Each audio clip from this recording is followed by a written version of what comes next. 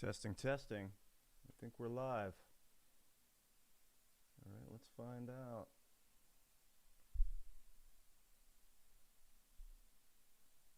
Oh, gotta load Twitch. Back to Twitch. Online streaming. Hello, hello. Let's kick that game on.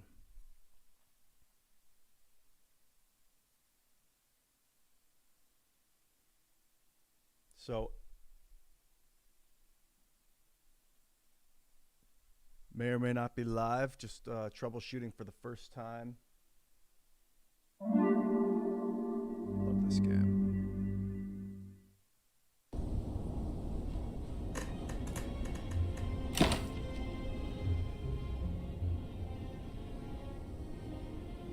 Oh, hello. It looks like I got some viewers in here. Hey, guys. Troubleshooting. Fitter body. Welcome to the stream, homie.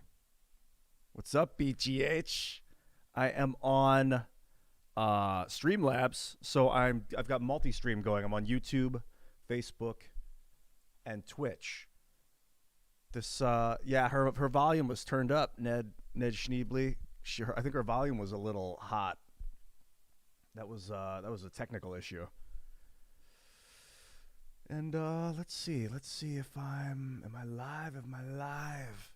Let me know where you guys are coming in from. If you're on Twitch, if you're on, oh, it's okay. So it's telling me everybody's coming in through Twitch.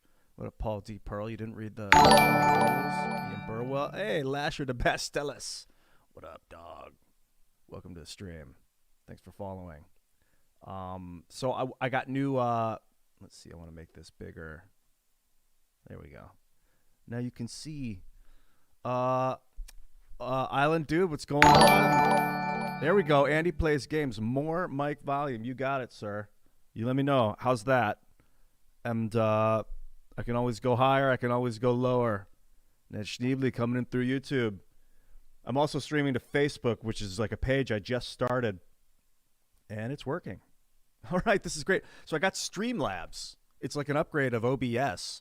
Kind of like a modded version of it. And it lets you stream to YouTube. Turn down the alert volume. You got it.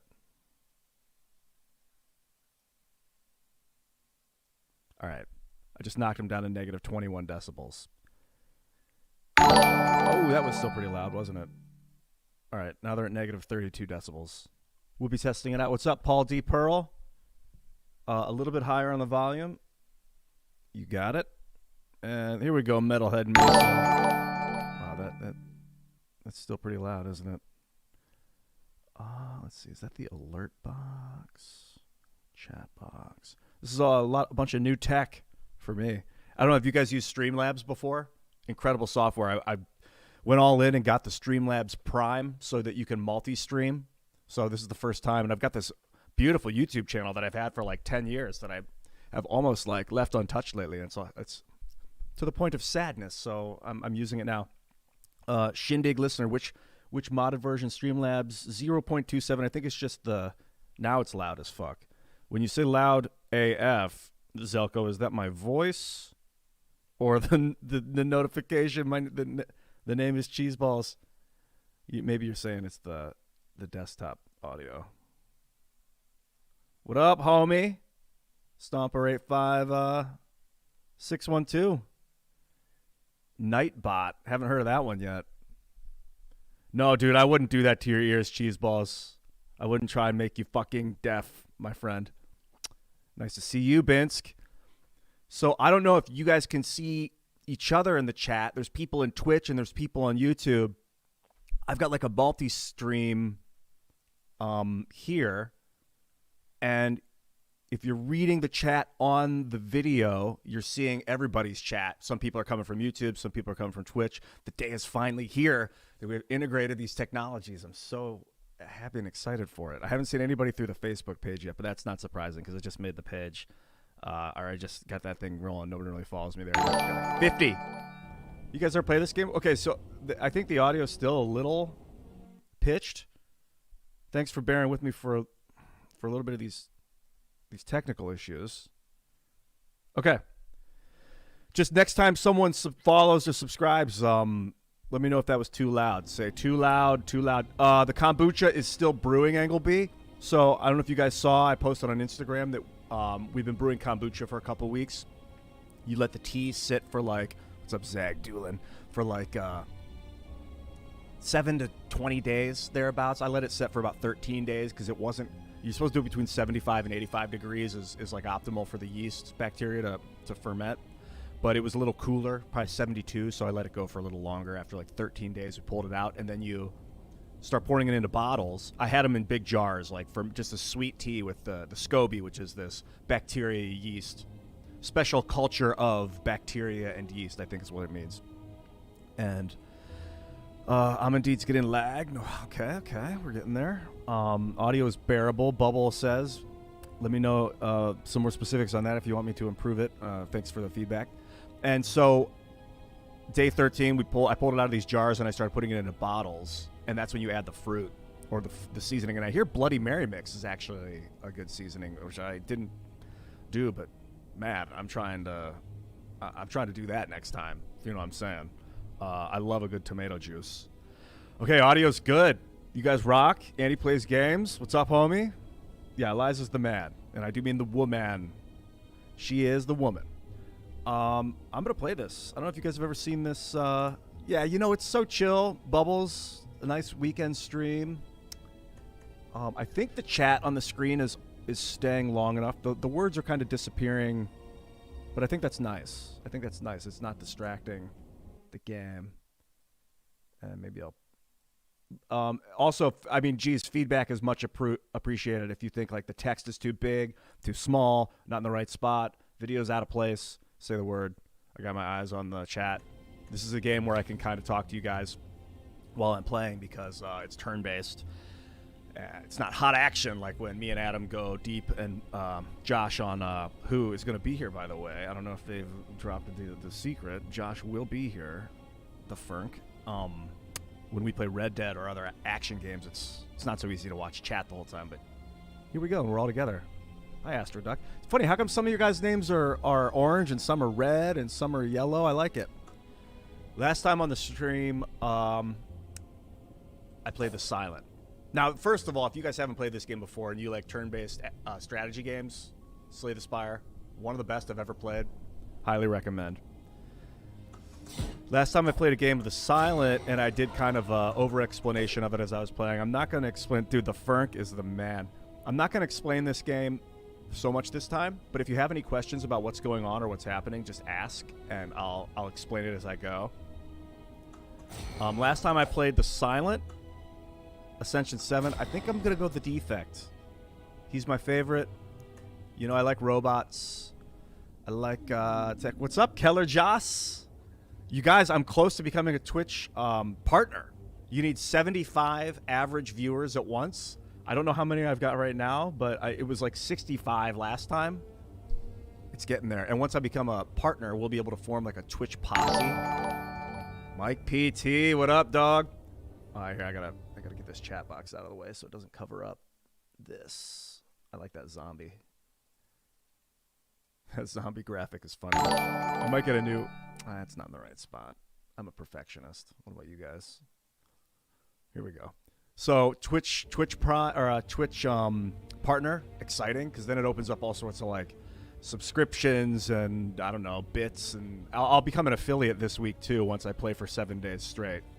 Yeah, dude, when you get all these lit emotes, Alexis, wait, no, it's Aculus. That's a cool name. I don't know if I'm gonna make Ian cast. I can't like, I don't like just doing things because, you know? And I just like Ian Crossland is my thing, I think. I don't know, but I like the cast thing is kind of funny. But yeah, dude, I'm making my own way. But once we get the Twitch partnership going, then me and Adam and Josh and Mark can have like a I don't know what it is, posse or like a Twitch team. You might know more than I do. I'm still kind of new to the Twitch game. All right. Ian to 75, rocket ship to the moon. Let's do this. Like no, Nonya business. You fucking rule, dude. We rule together. Decentralizly. Crosscast, you like it? I was thinking about getting rid of my last name. This is when I was going through my truest ego time in my life. I was like, you know what? I'm just going to be Ian from now on. Like Prince or Cher. I haven't done it yet. Maybe someday in the future I will, but I'm kind of glad I didn't. Because the name Croston's kind of cool. Move my cam off of the options. Yeah, that's a good point. Maybe here? That's a good spot for Slay the Spire. Male Vitality cast. I don't have any Male Vitality with me, but you know what I do have? It's not in frame. That's not it's licorice. It's really good for your skin, so I'm going to take 2 of these right now. I need more licorice in my life. I have a bunch of supplements over here, like blueberry concentrate, beetroot extract. This is the nicotinamide mononucleotide, which is part of the life extension chemicals that they're inventing out of Harvard. If you want to look up David Sinclair and get into some of his work, he has some great Joe Rogan interviews. And they're like, when you take nicotinamide mononucleotide along with resveratrol, coupled with intermittent fasting, where you'll go like 18 hours a day you don't eat, and then or was it 16 hours a day that you don't eat for, and those can be like sleeping or whatever, and then you put all of your meals into within 8 hours. So for those, that's called intermittent fasting. It's different than just actually fasting and not eating anything. And they do they've been experimenting with this diabetes medicine called metformin, but I found the plant version of metformin, which is where they derive the drug from. It's called berberine. So I'll take the NMN, nicotinamide mononucleotide, with resveratrol and berberine, and it's like lowers your blood pressure. And apparently they're getting like life extension out of rats like crazy, 30% longer lifespans and stuff, and he gives it to his dog. Very exciting, because I think we're going to be able to live into our hundreds. By the time I'm 150, maybe people living in their 200s. It might also be the kind of thing where it's not Risperdal bubble FTW. I think life extension might be the kind of thing where it escalates quicker, faster, so like a J curve. So we might end up living into our thousands. I don't know. It would make like accidental death more traumatic, more like horrifying, and it would also make like super crazy people live for a long time. So maybe there is some value to people not living forever. But man, I don't want to die. I like living. I want to keep living. I want to like decide when it's time. Not. I don't want age to do that for me. You know what I'm saying? All right, I'm eating the licorice. Thanks for the downtime. Oh, this is fun, huh?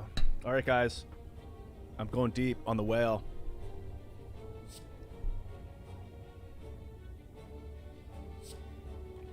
Lightning or cold snap?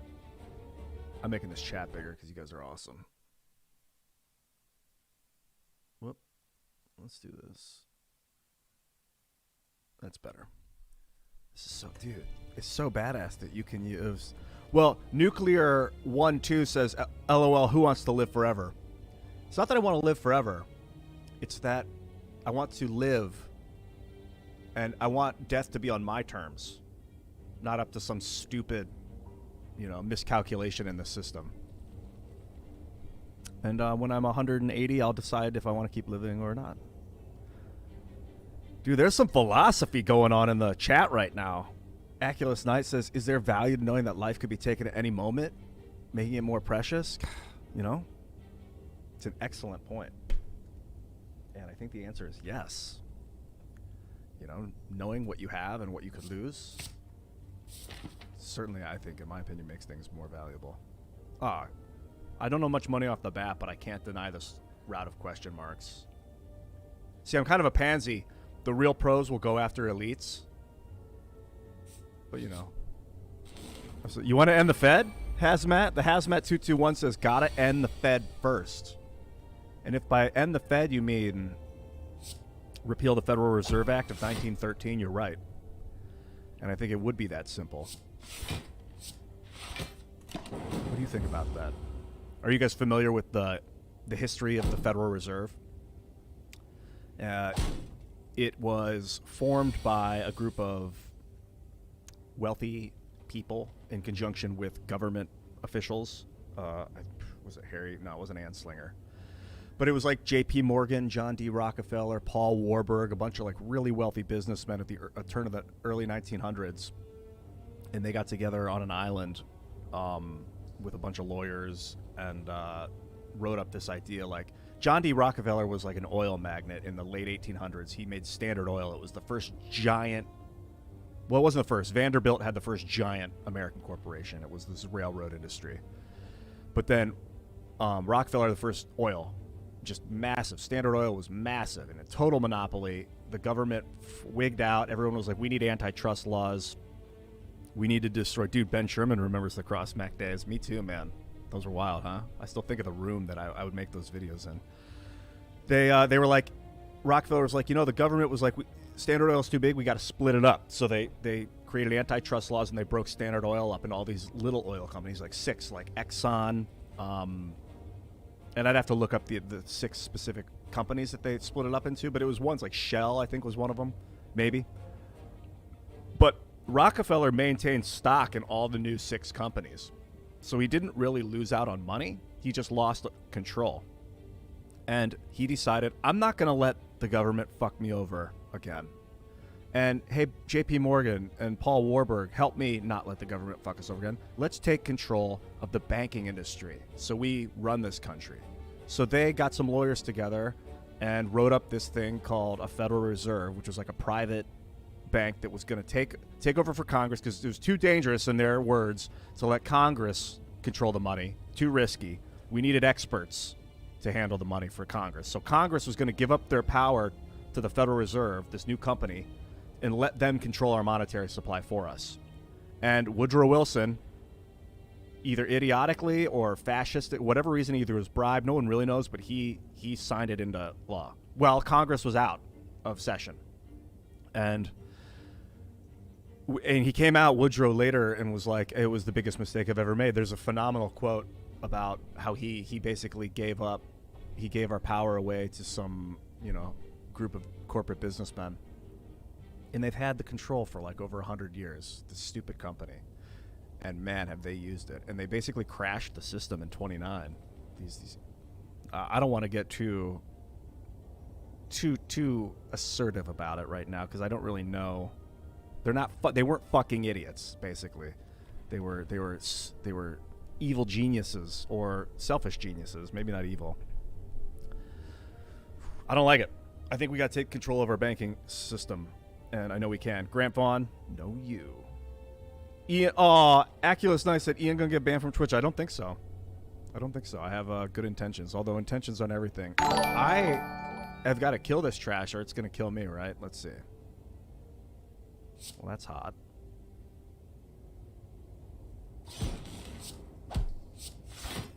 Now we're talking. It was that ball lightning. Slay the Fed. That's funny. I would like to repeal it, but the thing is now, so it wouldn't just be like repeal the Federal Reserve, because that's too simplistic and it could be dangerous just to destroy a system.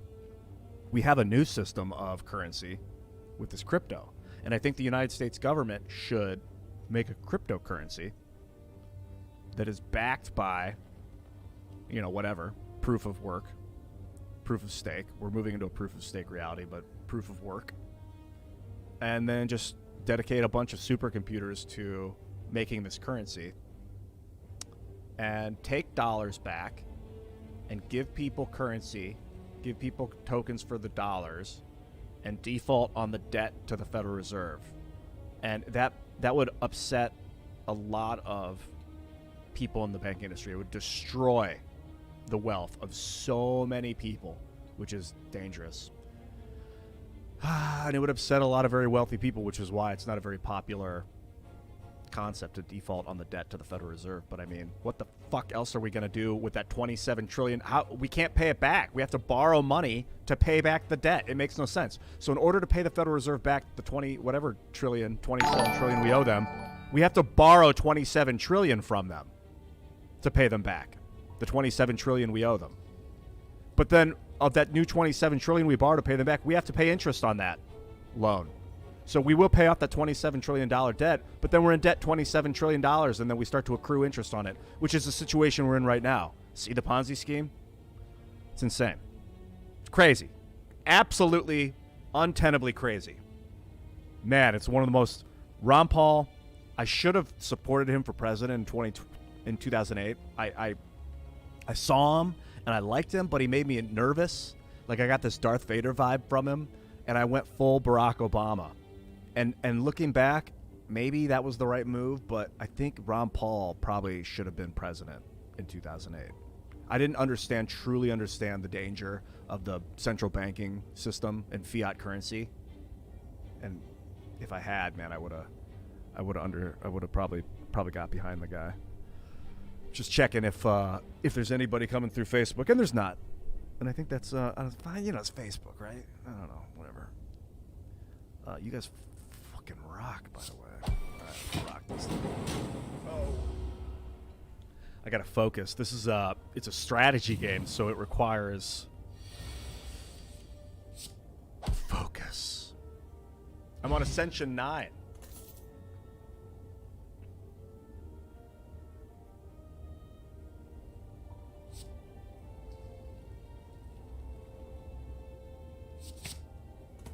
I need frost.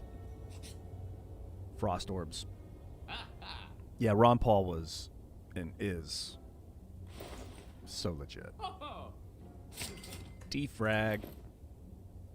Okay, the way this guy works, I'll explain since I've never played him before. He's got... Well, I'll show you next time in mid-battle.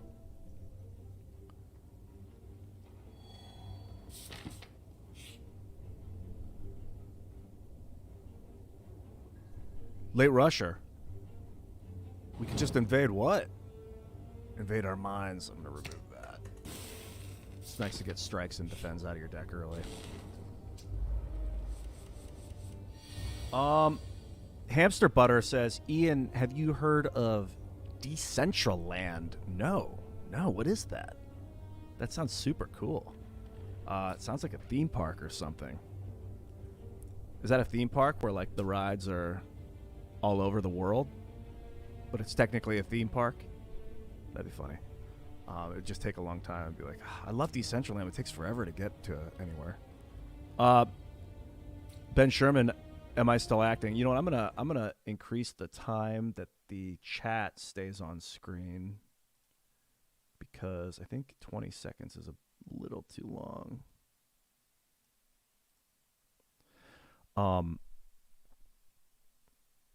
There we go. That should be working. Yeah, there we go. Yeah, Ben Sherman, I am acting. Acting is kind of... I've got a thing... I haven't like done a scripted anything in about a year. We were doing that last year at the theater where I met Tim. We met up at this theater on the East Coast. And you probably may remember some of Tim's old videos where he was at that theater in Norwalk, Connecticut, the Palace. We were all working out there together and making some short movies, but none of them really ever got completed. It was kind of poorly run, which is why we're not there right now, why we rolled out on it. But Tim and I have been working on a script. We have a few scripts actually in the works. We just need to get a producer out here. I think once it warms up, because the one we're going to do next is a lot of it's going to be shot outside, and I don't want to shoot outside in the winter.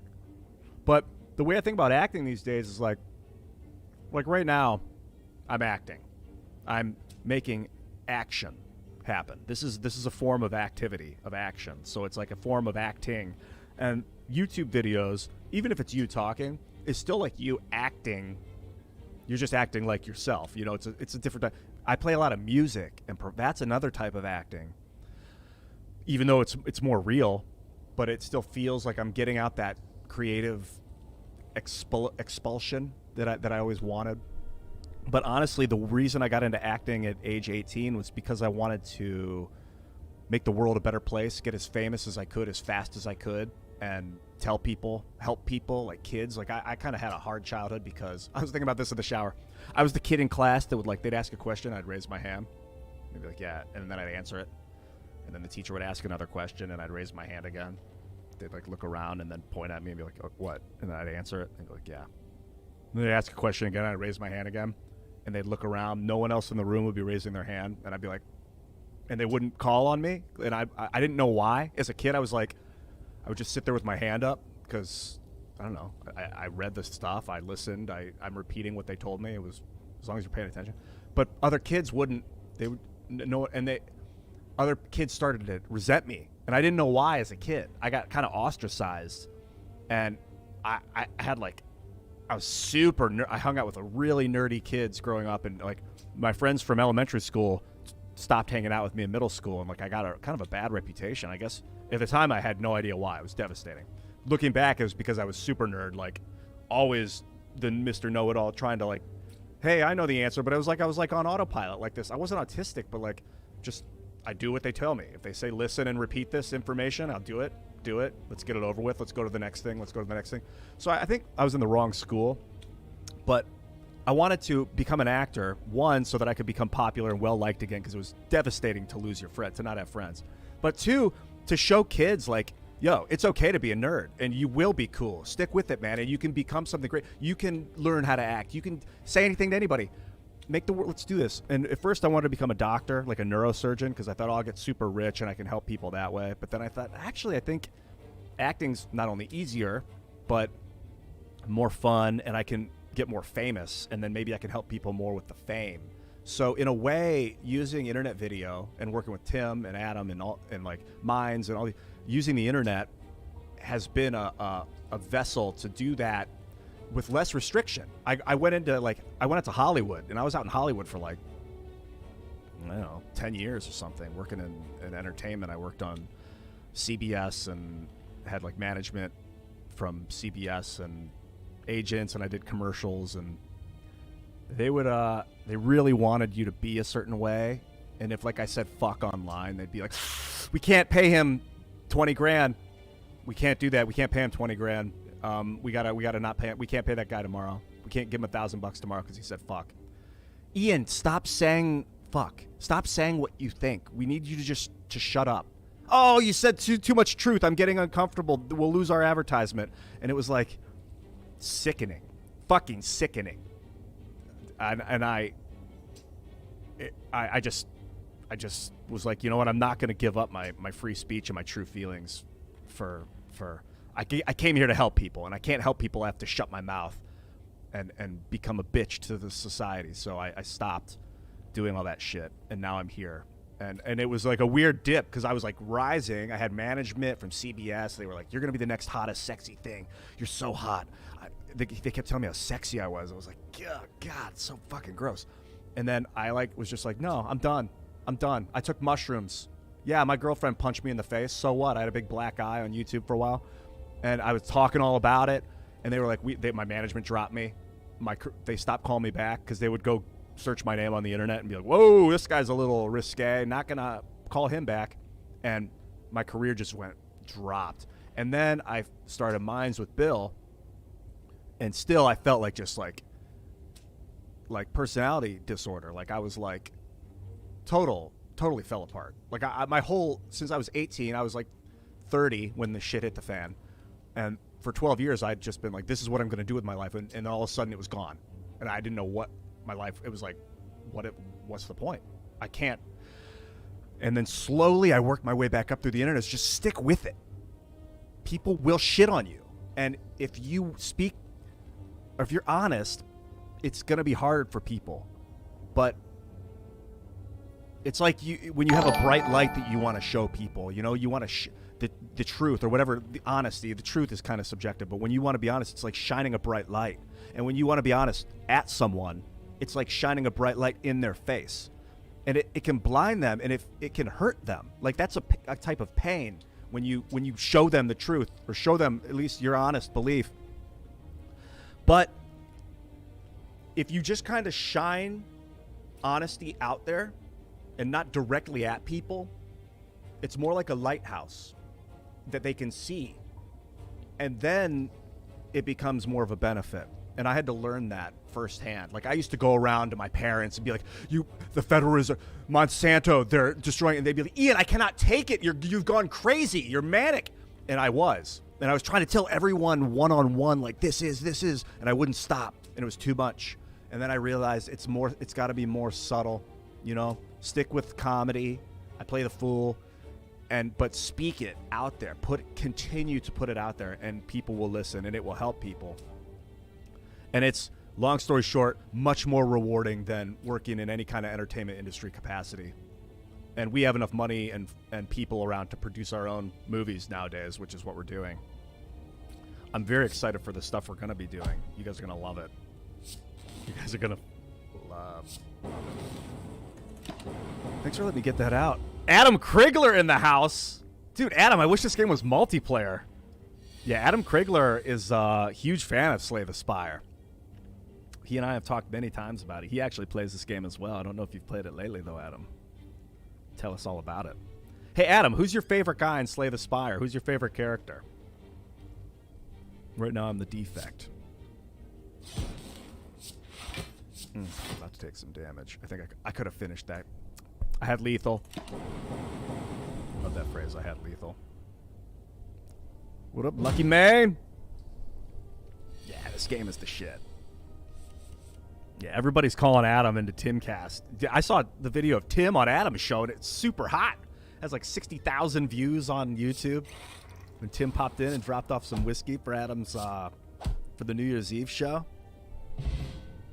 Oh, the warrior. What's the warrior guy called? He's fun because his health regenerates after battle. He gains 6 hit points. I like this defect because I'm kind of like, ooh, a fission. Now, dude, the new character is is really fun. You get mantra. You have different like modes that you go into. You can go into like defensive mode or offensive mode where you take more damage, or then mantra where you do like triple damage. Got to take a fission. I like the cold snap, but it's too early to pass up a fission. The yellow means it's rare. I know, dude. A couple nights ago, you guys want to go to... Yeah, I think it's got 65,000 now, Adam, that video. I just watched it a couple nights ago. You guys got to check out Adam's Twitter. We had a late-night jam a couple nights ago where Adam threw up the Twitter cam like at 4 a.m., man, and we unloaded some hot tunes for like, I don't know, 45 minutes or something. It was really epic. D-Shift. Ian, are you a fan of Elder Scrolls games, Skyrim, Oblivion, Morrowind? Absolutely. I fell into Morrowind in 2003, I think, where I just, full disclosure, I pirated it. I was, destitute in Chicago, buying groceries off of credit cards, falling into debt, trying to work for $12 an hour, and pirating games. I'm not going to lie about it. I don't do that anymore because I can afford it. So now I reward the video game companies. And often games that I had pirated in the past, I will buy that game now just so I can reward that company. Thank you for letting me test the game in my poverty days. But I just fell into... I didn't know anything about Elder Scrolls. I didn't know who Bethesda was or anything. I just found this game, and I was like, oh, what's this? Looks cool. And I played Morrowind, and it changed my life. I've never fallen into a storyline like that at that level of realism and versatility. The ability to fly, like a full 3D reality that you could fly around in and swim underwater and find like ancient dungeons. And all right, man, Adam's going to play Call of Duty. Are you going to stream it?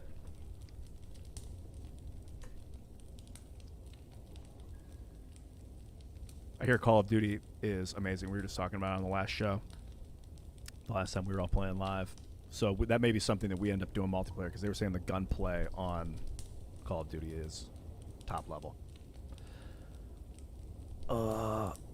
Yeah, Morrowind blew my mind. I got into Oblivion, which is amazing. Oblivion was really fun, although they took away your ability to fly, which really sucked, because I think that what that game needs is flying. And then I got into Skyrim. Super hard. Fallout. Once Bethesda got the Fallout franchise, I was obsessed with Fallout like, yeah, hamster butter. You're on my wavelength, yeah. I got into Fallout 2 in college. I think it was like 1999 or something. I found my friend Steve showed it to me. What's up, Vegas baby? Hello, Ian and chats. And Fallout 2 blew my mind. I beat it. I played it through, beat it. I played it through again with like mods and like made my guy have like a bunch of strength. So like I'd just punch a guy and they'd be like, ugh, and they'd slide across the ground like really far. But it was turn-based, so you had to wait for them to slide all the way. And you'd like punch them and they'd slide all the way to the end of the screen, and you'd just be like, so I like to beat games and then tweak them and play them again with mods. Obsessed with Fallout. I love the death, I love games that are like super hard, where like if you can get killed really, like if you walk up to a guy with a Gatling gun, he just rips your body apart, and it's like, oh, reload, don't do that again. And then because then the victory feels very rewarding. Bethesda bought Fallout and then did Fallout 3. I think, did Bethesda do Fallout 3? I think they did. And I'm gonna say Big Chotch won. You think you're in the minority that Fallout 4 is the best Fallout? I think Fallout 4 is the best Fallout. I know they speak highly of 3 and New Vegas, which were both amazing, but they felt small compared to Fallout 4. Fallout 4 is really good. Really good. It's not multiplayer, but none of them are. Fallout 76 I played a lot of. I got like a level 80 guy in Fallout 76. But it was like, I don't like the lag. Like, you'd go to loot a box and you'd have to wait a second before the items in the box appeared. And that was always annoying as hell. But I like that when you go into your inventory to like eat some cake, it doesn't like pause the whole world while you go in and you like eat a piece of food. Like, shit's happening in Fallout 76. So that's really cool. And multiplayer Fallout next level, it was just so buggy for months, you know? They really messed up the launch. And tarnished, Bethesda tarnished their name, I think, irreparably. Is that the right word? After that. So I got back into Fallout 4. I love it. I do the community building. I tried to play it on like survival mode with no fast travel, but what the game's lacking is vehicles. All they need is bicycles. I mean, Fallout 2, one of the coolest things about it was that car you got. You finally find a working car and you can like drive around the wasteland, and it like, I played Fallout Tactics. That game's amazing. You get in the Humvee with your group and they're like shooting out of the side of the Humvee. It's like Fallout 2, but it's like a tactics game. It's really good, actually. It wasn't very popular for some reason. If you like tactics games, Fallout Tactics is amazing. If Fallout 4 had a vehicle or vehicles, I would turn off fast travel and it would be probably one of my favorite RPGs. But they don't, and I don't know who to ask to add that. If you could even mod it in or something. But the game with fast travel feels a little cheap. A little. Like, I love, like, with Skyrim, the mods, I think Josh was saying he mods the hell out of it. Yeah, I played Wasteland 2, Mad Dog 37. Dude, an electric bikes with a 60s twist would be so cool in Fallout. Lucky man, that's a great idea. Wasteland 2 was really fun. One of my problems with Wasteland 2 was Bobcat 1947. I want to get back to the APCs and vertebrates after I talk about Wasteland. Very fun. I love all isometric turn-based combat games where you search and all that, but there weren't many skills in that. It was like, in conversation, it was either like smart ass, what was it, smart ass, tough ass, or there were like 3 ass or something. And if you had one of them, you could always do it in conversation. So conversation wasn't that complex.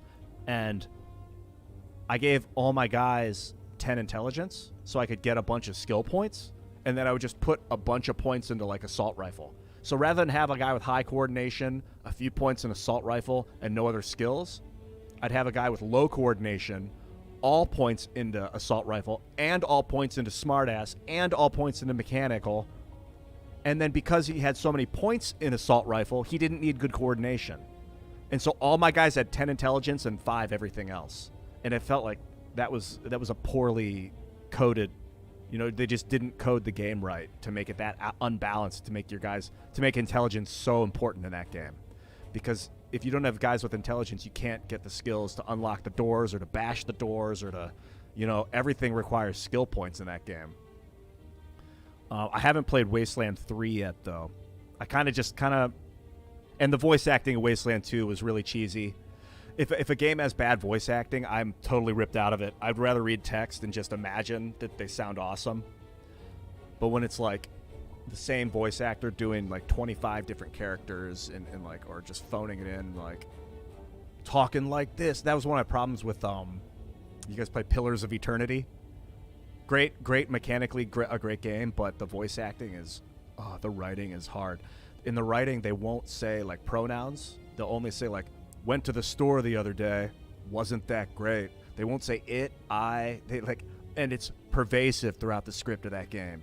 And it's to the point where it's like, dude, this is the same guy that's doing Adair's voice. Now he's doing another. I think Adair might not have done the same girl that's doing like, what's that ranger girl with the mask who has that wolf, and then she's just, I can't.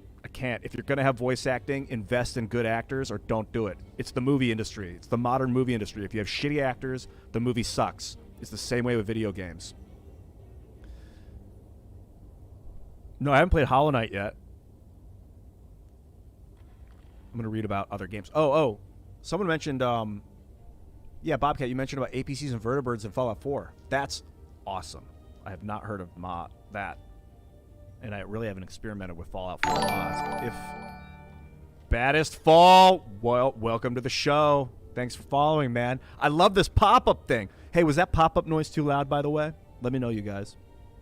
For some reason, I have my alert box audio turned away to shift 00 is now following. What's up, homie? I don't know what the volume actually is. And why? Yeah, it is slightly loud. I agree. I have chat box at like negative 40 decibels. Alert box negative 40, but for some reason, might be. It's like my desktop audio. It's probably that. Okay, I think for sure it's not going to be too loud now. But I turned my entire desktop audio down, including the game. Borderlands, amazing. You have me hooked up to the big speaker. That's hilarious. Do they love that high pitched shit? Yeah, Johnny Goombayat says, along the vein of voice acting, talking about Oblivion, great game, but reusable voice actors. Bethesda has like that core group of voice actors. The guy that talks like this, the North, and like the girl that plays Lydia in Skyrim, her voice is everywhere all over that. They had like a few unique voice actors. I think one to play the Emperor. Well, I was just watching, along the line of JRPGs, I was just watching some gameplay for Dragon Force from the Sega Saturn. Did you guys ever play that one? That was pretty cool. But, man, the writing is so cheap. I was just looking at Lunar, the Silver Star, last night, kind of watching all the old videos from that. That game was really good. Very, very good for a 90s game. But some of the writing was like, from my childhood, I remember it being like so epic. The storylines would be like about the girl is weak and needs help, and the young boy is able to help her, and then they fall in love and they overcome evil together. And it's like, oh, I can be that guy. I can do it. You know, as a kid, it was like inspirational, but now looking back, it's like, oh, it's so a lot of that stuff's so forced. But Lunar stood the test of time. I think Lunar, the Silver Star, that's the JRPG. If you've never played it before, you should check it out. Yeah, Lunar 2. I called it Lunar. But other people are like, this Lunar. All right, Lunar. Lunar 2, playing as hero. You got Ruby on your shoulder. That game's great. Fucking great. Yeah, Sheo Gorath's epic. Mike the Wall. Biggest brother, CGT, are you like me? That's the story of your life too? Yeah, it's all about saving the princess, right? God, what have they done to us? Tactics Ogre. Okay, you guys have probably played... What up, Big Z, 4200? Hola, homie. If you like tactics games, like Final Fantasy Tactics, the original, the OG, is Tactics Ogre. And it's so popular that it's on they've been remaking it with mods. Like, there's YouTubers making videos about it as of, like, January 17th with the new mods. I do believe in love, baby princess. In fact, I believe in the Greeks have identified 7 types of love. And they'll kind of break them down to like, agape is like the love of the community. There's your love of family. I think that might be storge. I'm not sure. The love of self. There's like obsessive love. There's romantic love. There's playful love. And I think the word gets misused or misconstrued in society because people be like, this sandwich is so good, man. I love it. I love salami. But like, do you? Is that real love? Like, what's love? So I believe that there are people in this world that you will self-identify with. That there may be one other person that will unify you and make you something great. Like, I believe that. And that soulmate thing. I don't know if that means that there's only one of them, but I know that soulmates are real from personal experience. That is, and it's a pretty powerful force. I made some mistakes in my life that I don't know if I would ever change my life, my past, but there have been times where I was in love and was too self-obsessive and it slipped away, and it haunts me. So when you have that love, stick it out, stick with it, use it and indulge in it and acknowledge it to the world. That's probably the most important thing, is that you and the other person are able to acknowledge it to the world, to everyone. You do have a soul, heroic trash can. It's flowing through you, but if you eat a lot of fluoride or sugar, you may be desensitized to it. It's nice when you feel it. I started using psychedelic drugs and feeling it really intensely. Like, literally, your sensitivity from THC is enhanced. Well, at least mine is. And I could feel like energy. I could feel heat more. I was more heat sensitive. And so I started working with Reiki. And like, if you put your hand over your arm, you'll feel the heat coming out of your hand. That's energy. That's a type of energy. Heat is what heat is a movement of an electron from one place to another. So it's the movement of energy, as we call it heat. It's a transfer of energy. And that energy flows through you. Your body is electromagnetically porous. And I think that's the soul. It's like unified with other people's electromagnetic toruses, these helixes of energy that are flowing through, they go through you and they twist and then they come out like a donut shape. The Earth has one too. So it's like we have these mini fields within this greater field, which probably our solar system has a field like that too. The galaxy most notably is shaped like a disc with probably has that field going through it too. So you could do the calculations and be like, at what fractal am I in that greater field of that greater field? And how do we calculate the soul in that, if there is such a thing? But I think that's what the soul is that energy field interacting with your matter, with your like meat. Yes, the Taurus, John E. Pierre LeBurge. You cannot express how much you love me, but you just did, man. Thank you. I get it. Thank you, dude. Thank you. Yes. What is love? But yes. Max Matthews, field of potatoes. Tell me more. What kind of potatoes? Sweet potatoes? We are the fields, dude. Like, at what point does like light become plasma, become gas, become liquid, become solid? Is it only temperature? Well, it's pressure as well as temperature, and those are inversely proportional. It's also distant, like space. Like, if you compress, then it becomes more. So it seems like it becomes more solidified, but it's just compressed gas, more or less, right? I'm just kind of going off on us being the energy field there. Austin 420 says, "Wouldn't your soul just be your energy?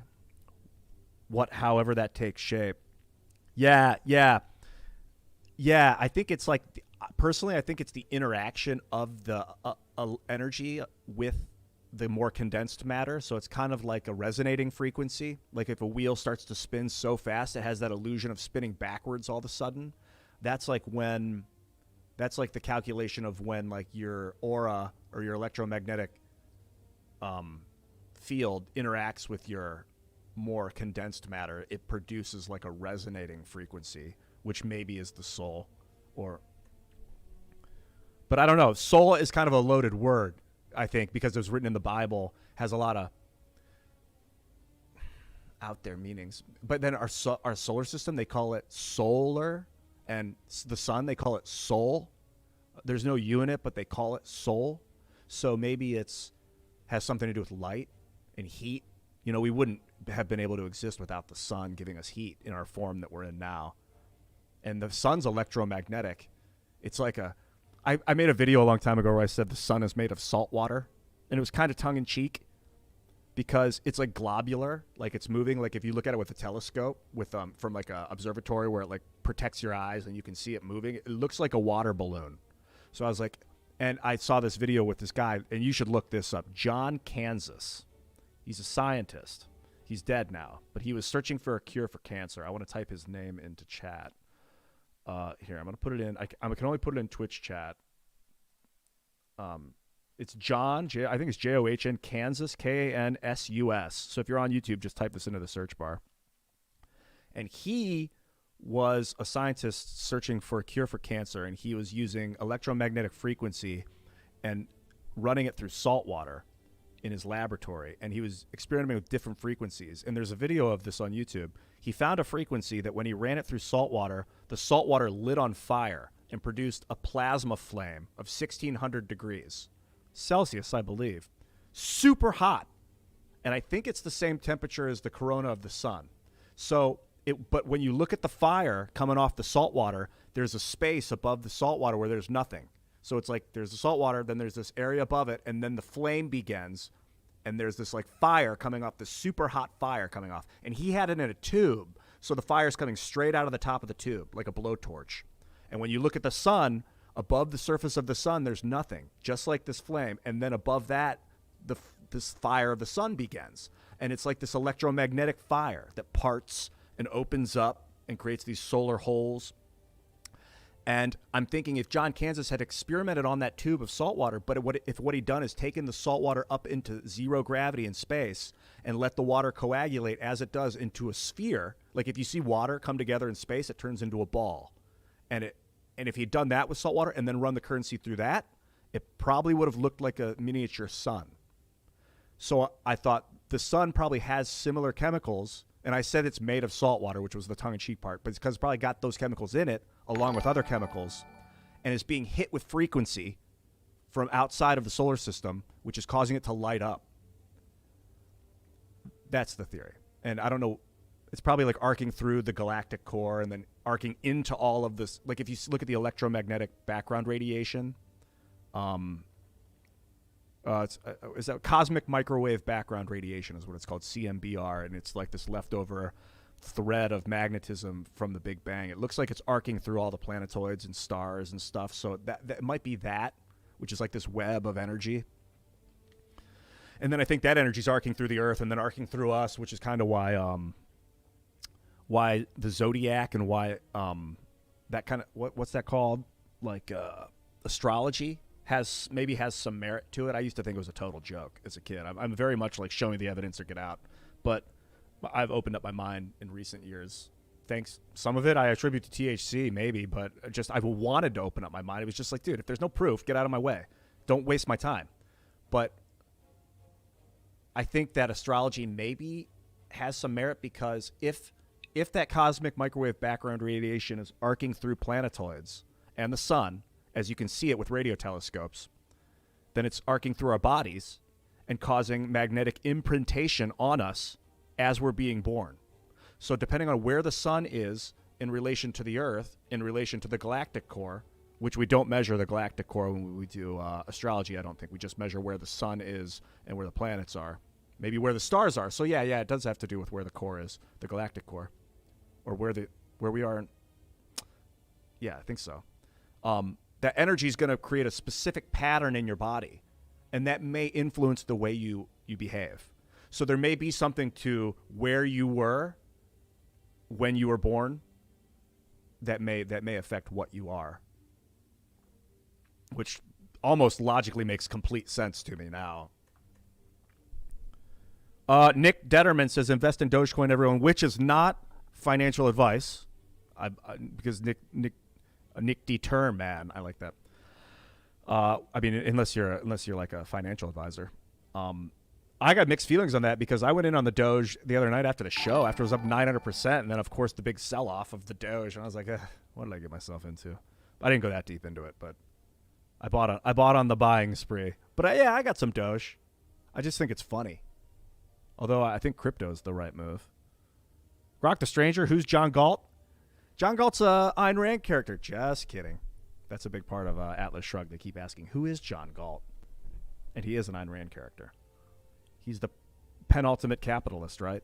The selfless. I've never read that book, by the way. Ian is 3 letters, so is DMT. Yeah, I agree, Desert Expo. I mean, how can you deny it? I also noticed when people were saying, hey, it's Trump Ian. I'm like, well, okay. Ian's like a suffix, like Brian is like Brian. That was kind of cool. Oh, who is Q? I think Q is a group of people, personally. I think, dude, Uniswap's going to be huge, Johnny Goombots, because it's like Binance. It's like the next generation Binance, Uniswap. I think it's a decentralized. Well, I don't know if decentralized is the right word, but it's an exchange, and it's like a browser, open source browser exchange, and the Uniswap token is, I think, what you use to cover the fees, which is what the Binance coin was. The Binance coin used to be like $8, now it's $40. You know, Uniswap has bright horizons. I should probably buy more Uniswap. I've never really. I haven't messed with it much, but I use Uniswap. I love Uniswap. It's gonna be huge, dude. No, Debituary. Ian, have you looked into custom mechanical keyboards? I have not. In fact, what are they? I have this keyboard right now. I don't know if I can show it. It's kind of, it's cool. It lights up in the dark. I used to have to squint to see what the letters were. Oh, Nuclear 12 asked, and I saw it because it was in all caps, but I'm not saying to type things in all caps, but that is why I saw this, not going to lie. Do you like the Cosmic Garth nickname? Yeah. Dude, Wayne's World was one of my favorite movies growing up. I used to come home from school and watch it.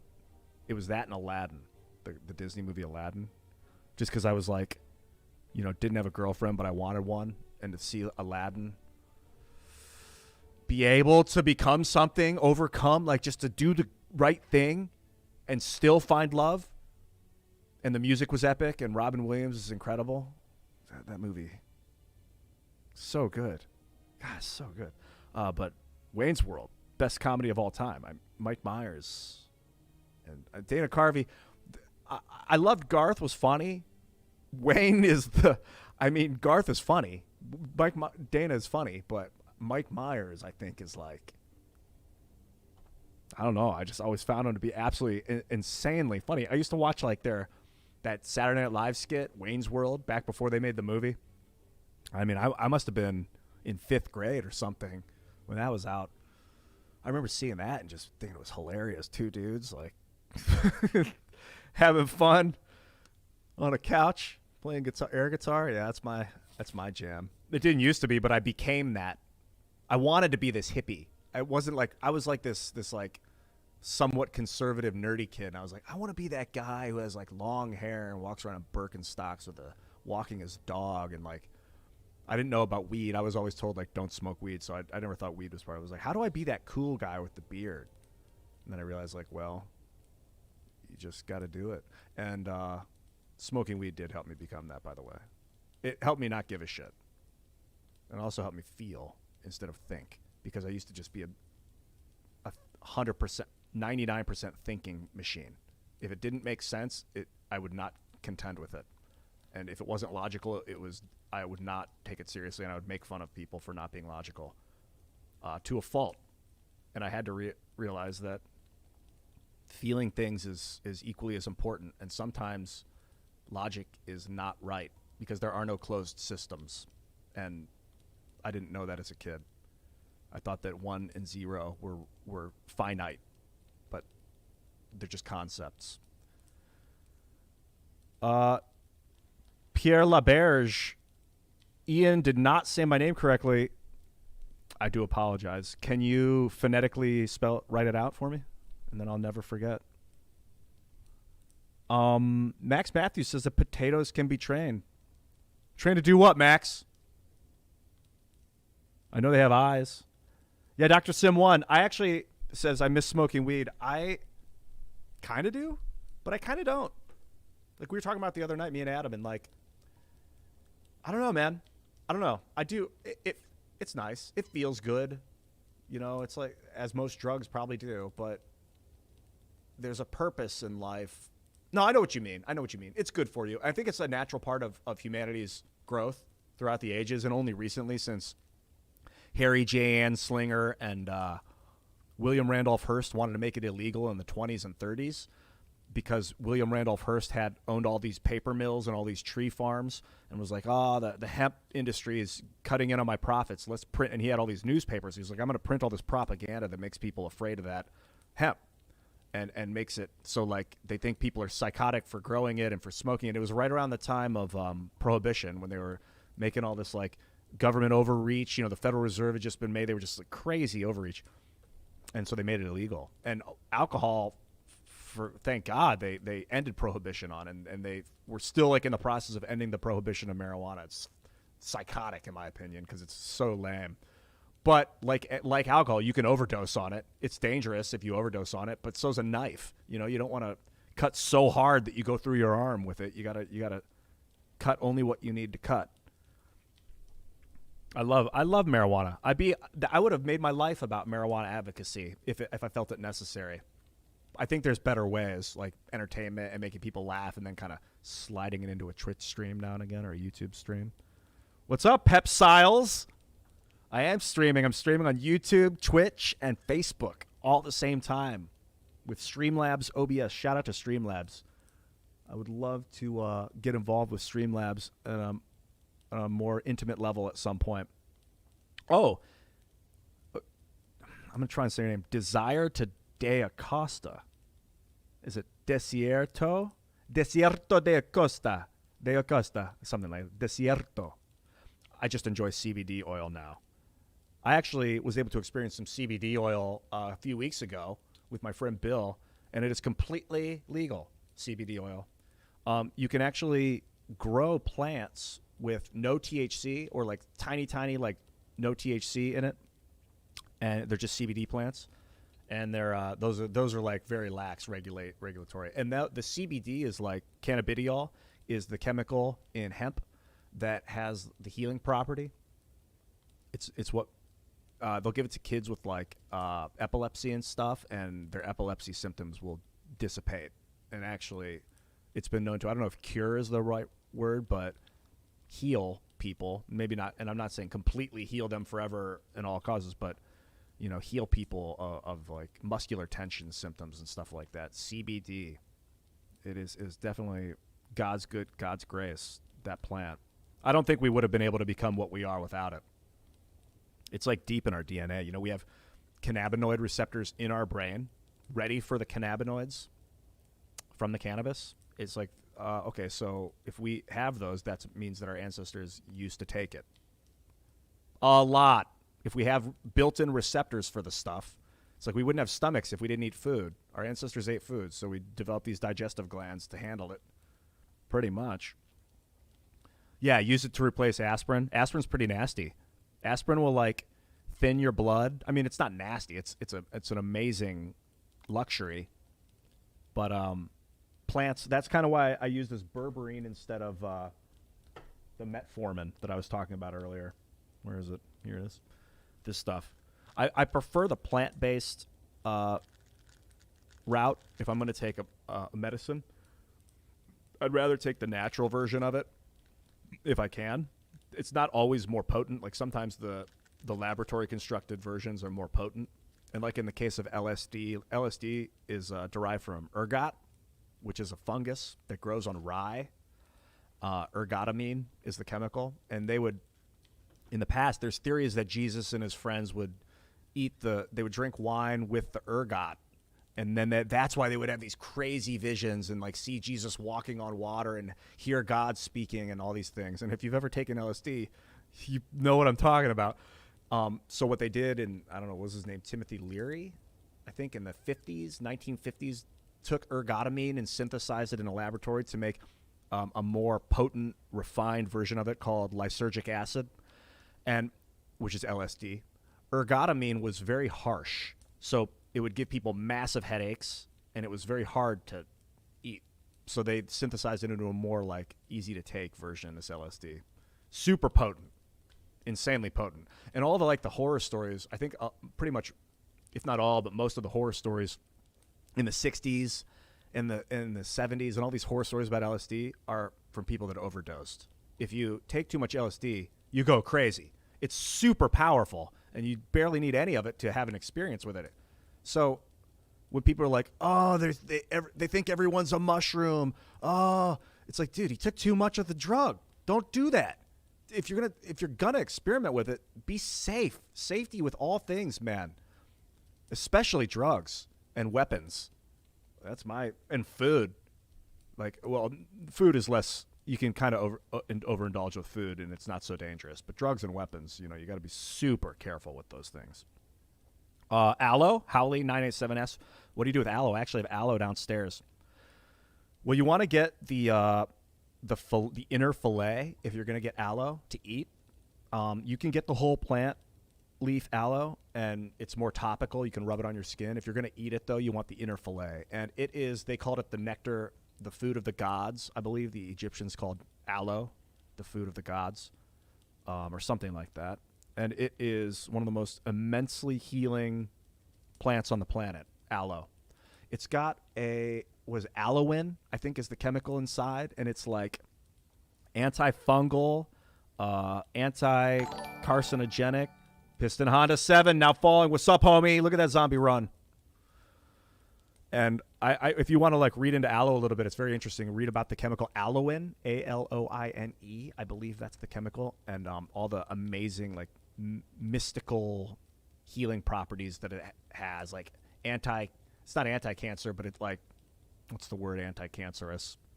It's like a prevents cancer and prevents like super cool, and it tastes good. It tastes like yogurt.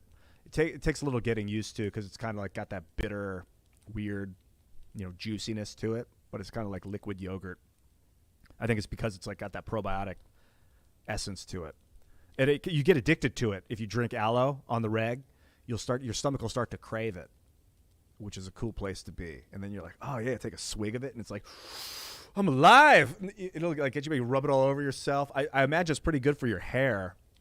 But you'd want to rinse it out because bacteria will probably start to grow in it if you use it topically and don't wash it off. It's kind of similar with coconut oil. You can rub it on yourself, and it's extremely good for your skin. But if you leave it on for like 10 plus minutes, bacteria will start to grow on it, or fungus or something will start to grow on it. And it's a particular smell that you can smell of coconut oil that has bacteria. And then it'll start to, your skin will start to get hot. Because the bacteria is digesting the coconut oil, and it'll start to cause like inflammation. So if you're going to rub yourself down with coconut oil, do it. And then after about 5 minutes or 8 minutes, use soap and wash it off with the soap. Desierto de Acosta says, Moss Man. I don't know what that means though, dude. Tell me more. Medkit the Rapper. Cool name, by the way. I saw two homeless people giving each other COVID vaccines under bridges today. First of all, how do you know they were COVID vaccines? I don't doubt what you're saying, but is that a joke? Were there needles involved? Oh, God. Where were you when you saw that? What bridge? You know that song, Under the Bridge? Under the Bridge of Love by Chili Peppers? He was singing about L.A. I remember I used to go down to the L.A. River, which is barely a river these days. It's like a trickle sometimes. And I would sit under the bridge and think like, dude, that's what they were singing about, man. All these like, when, like, the famous people, like when you think about those people out there, like, they're here. They're all here. It's all here. And that was one of the cool things about living in L.A. and New York, and is like being in the place where I lived in the house where the Doors used to live, in the Madhouse on Navy and Pacific, this big house on the corner of Navy and Pacific in Venice, California. And John Densmore and Ray Manzarek used to live there. And Jim Morrison would come crash in the attic from time to time. And that was it, man. That was the vibe. That's it. Like, I was doing it. We would, like, take mushrooms and then play guitar in the living room and be on the bongos. I'm like, dude, this is what the Doors did. Of course, they had a music producer. The music production industry was different in the 70s and 80s. Nowadays, it's more you got to self-start. So for a bunch of stoners, they're super good with music. You need a producer that's not going to take advantage of you, and unless you're going to be that producer, that's, in this day and age, that can be a challenge. And it's probably part of why we've seen the music industry shift so much to like a lot of auto-tune, like primed and prepped, like primped looking stars with makeup on, and like less of that grainy screaming. Like me and Adam get down. We have the vibe of, and Tim too, but like me and Adam are like, truly, I think that's why Tim likes having us around, is because we like draw that out of him. Is that like grungy hate? I don't know. It's not hate, but I mean, I draw a lot of my power from hate personally. It's just because it's as an acting tool. I need to understand it so that I can overcome it. It's like fire. Debituary asked if I like the Smiths. Yeah, I do. I used to get really bored with Morrissey's voice. Like, oh, mama, oh, na, na. And I'm like, oh, this guy, God. But I really appreciate his music. He's a fantastic writer. He would always be like, I'm so sad. And like the words didn't really ring with me in the early days. But so no, I wouldn't even put him in my top 20 or top 50 bands. Maybe top 50. Probably not top 50. So, but I like music. I appreciate musicianship on such a vast array that I can appreciate Morrissey. I used to work at the Gap, and it was on our Gap soundtrack so much the Smiths. And it was good songs, but I'd hear them like 50 times a day or 20 or 30 times a day on loop. You know, we have like this Gap tape that we play. So I kind of got emotions when I think about the Smiths. No, Johnny Goombats asked if I like Frank Zappa. I know his daughter, Moon, a little bit. I got to know her a little bit at the theater at Sacred Fools out in LA when we worked out there. I never really got into his music. I think he's too advanced for me right now. He took a lot of drugs, I believe. He was big into them. He might have been one of those guys that never did them, but only seemed like it. But I think he did a lot of LSD. And he's like orchestral in such a like he doesn't have he doesn't really utilize much repetition. So there's not a lot of like comfort off the bat when I listen to it, because it's like the song's like an adventure. And he would like have almost full control of his band. Yeah, prog rock is a good way to define Frank Zappa. Was he straight edge? He's a super smart guy. I would have loved to have met him, man. It was sad that he died. I don't know what he was going through. If he fell into the pharmaceutical like cure for cancer that actually ended up killing him or something, all that chemo. I don't know. But he like died quick too. He like wasted away and died. I felt really bad. I would love to have met that guy. Oh, Zappa was a sober dude. Yeah, he just looked crazy. And when I listened to it, I'm like, do I need more drugs to understand this? He must have just been like so smart, kind of like Brian Wilson. But the thing I like about Brian Wilson from the Beach Boys is that he had this super poppy vibe and knew how to write pop songs. He knew how to hook people in. I don't think I've ever heard a Zappa song with a hook that I could like point out. If there is one, let me know. Oh, you're talking about Ozzy? Ozymandias? Yeah, Engleby's talking about Ozzy Osbourne. Yeah, he fried his brain. At least my father told me he fried his brain. He used to bite the head off chickens in the 80s, Ozzy, on stage. And my dad would be like, didn't like him. My dad he's a musician and like a huge loves rock music, and like can appreciate, huge Beatles fan. But he was a little turned off by Ozzy. So as a kid, I thought, Ozzy, bad. Like I just had that weird association. But my God, Black Sabbath's incredible. Dude, fucking amazing. Amazing. You know who I really like a lot is the Talking Heads. Evan Krieger. Ian, you're awesome. Thanks, man. You too, dude. Razako. Hey, bro. What's up, dude? You guys, I'm on the path to Twitch Prime. I need... is it Twitch Partner? I need 75 concurrent average viewers, and then it's going to happen. So I don't know how many I got right now, but keep following and liking and joining and putting the stream on in the background and hanging out. And we're going places, guys. Guys.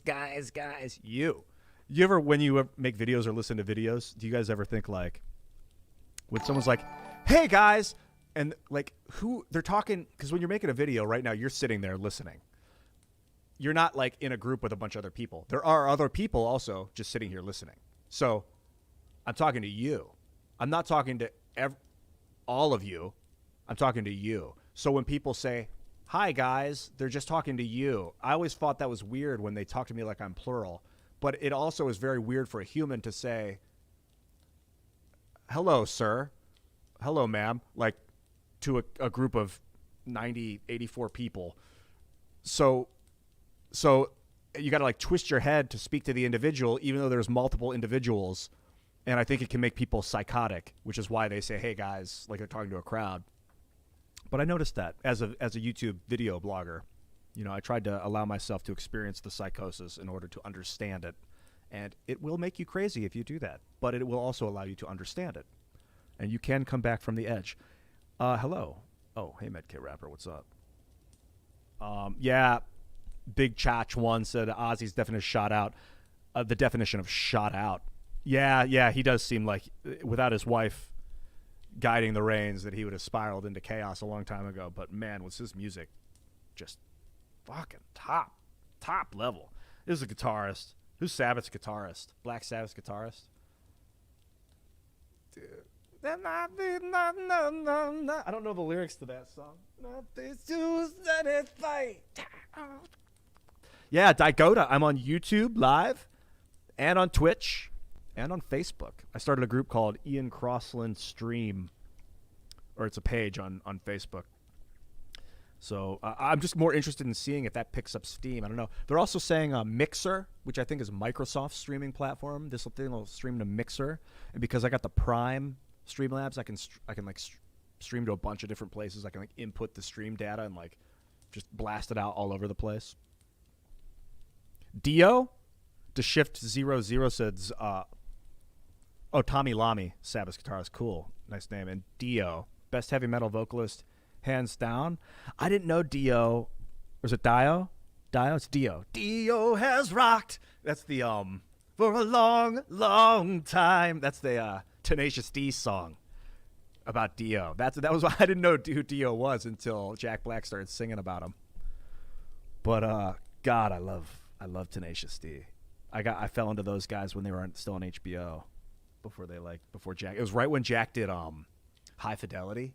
Have you guys seen High Fidelity? Have you seen High Fidelity?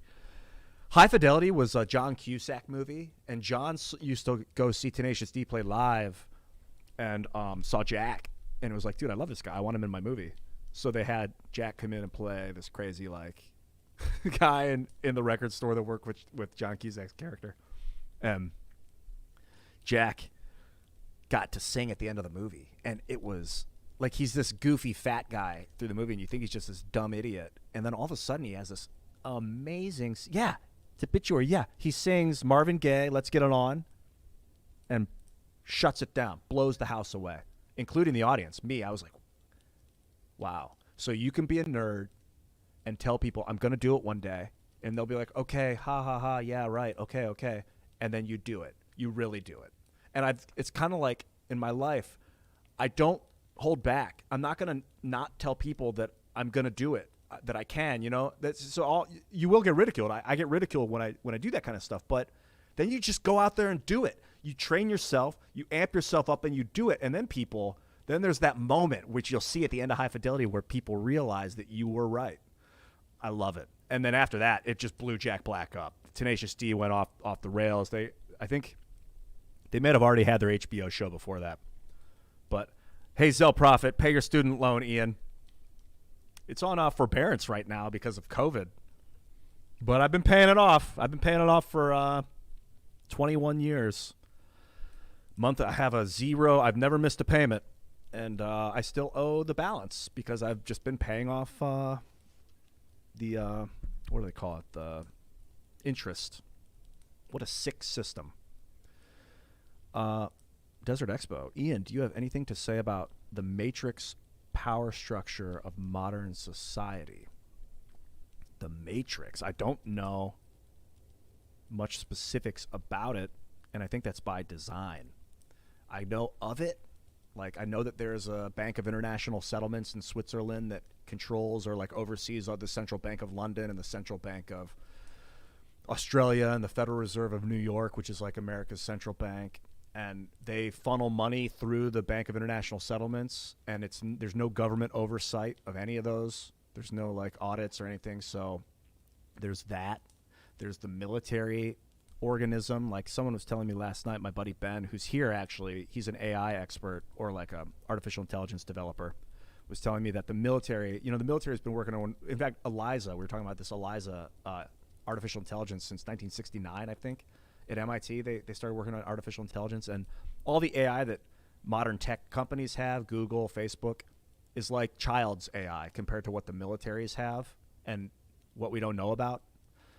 So the military technology is probably a big part of the matrix of society. But then you want to go into the real matrix, the energy matrix, where you measure.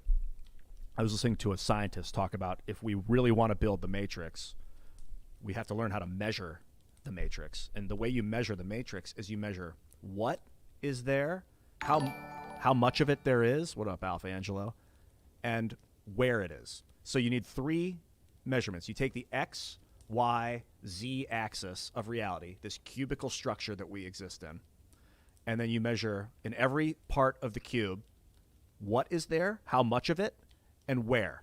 So if you can find out that measurement, like a quantum computer could figure out what, how much, and where of everything at every point, what is it and how much of it at every point, you can measure the matrix. And then we can start recreating matrices. And there might be computers that are doing that. I mean, that's about all I know. The rest, it starts to become speculation. There's definitely a power structure, though. I think that people think of us as wild animals. I mean, humans are kind of like tamed animals in a way, or like self-tamed, somewhat tamed. And there's like power structures that are afraid that we'll go full ape shit if we lose faith in the system. So they give us like this control structure, like the Bible was one of them. The written language is a control structure. Math is a control structure. They function, but there's still structure. And money is like a derivation of the math system, currency, all that. So they give us these things to believe in so that we don't go crazy. I say they, but it's us too. We create the system as we go. So you see these great people appear that add to and morph the system and give you new methodologies to believe in. Newton, created this scientific method, I think. Was it Newton that did that? People come along, like Einstein's theory of relativity recreated the way people view reality in a way. It wasn't just his. I think Bose was involved with Einstein. Einstein gets a lot of credit, but there were a lot of scientists involved with. He was kind of like the non-scientist of the group that would hang out with everyone, but he was so smart that he could understand what they were saying. So he would listen to them and they would explain it, and then he'd write it down and like write down the equations, and then he'd sit there and study the equations and like learn on the fly. I love that guy. I love that guy. He didn't go to school. He couldn't do school. He's like, fuck this, I'm out of here. He was like a patent lawyer, so he learned how to patent his ideas too, which was part of why he succeeded. Like Tesla, crazy intelligent, but didn't understand patent law, so people took advantage of his stuff. Whereas, like, who was it? The guy who got credited with inventing the light bulb really ripped Tesla off. Edison and Westinghouse, they screwed Tesla over. But Einstein, maybe he learned from Tesla, but he was just really like a socially intelligent, aware guy. He knew how to game the system, and he redefined what we think of as the Matrix in a lot of ways. So you can too. And you give people like a myth. They call it the myth. The common myth is like, myth doesn't mean it's not true. It just means that it's a agreed upon reality, a shared agreed upon reality that we all have. Like, what is today's myth? The myth of today. Money. Money is kind of our modern myth. God is a modern myth. Not for everyone though. Money is something that everyone kind of agrees is you know. We all know there's fiat and there's crypto and there's gold backed and this and that, but everyone kind of agrees, seems like, that there's money. So I would say money is today's modern myth. And we could create a new myth where energy is the real currency, I think. I mean, when you look at the word currency and you look at electricity, there's current. You have currency flowing through a wire, or current running through a wire. So I don't think that's a coincidence. I often wonder if there's any coincidences, or if we just kind of think there are because we don't see the bigger picture. Yeah, electricity is way more valuable than money. because you can make water with it. You can condense water if you have enough electricity to heat the surroundings and cool the inside. Someone said I was awesome earlier, and I didn't say anything about it, but thank you for saying that. Frogsby, welcome to the chat. Just saw you were in here. BIS has complete sovereignty. As Bank of International Settlements has complete sovereignty. Regarding what? Chat went up. Not over, like a government. Not ever Swiss authorities are legally allowed to enter. Isn't that crazy that a bank has more authority than the government in the country that the bank resides in? That's fascinating to me. The Keeper, thanks for following, man. Or woman, I don't know. It doesn't matter. We're all human. Welcome to the chat. Hey, what do you guys think of the new plugins, by the way? I would imagine you like them because you haven't said you hated them. The chat bot and the follow bot. And also, is that too loud? Because I'm kind of hearing it still blasting. Ian Crossland, Kevin says, I saw your Here We Reside song, and it's awesome. Your voice is amazing. Wish we could jam out. Upload more music, Brohim. What song's that? I never wrote a song called Here We Reside. Which one is that? Here, I'll give you a little intro into one that I wrote called Frequent Measure. If you go on... It's not in tune.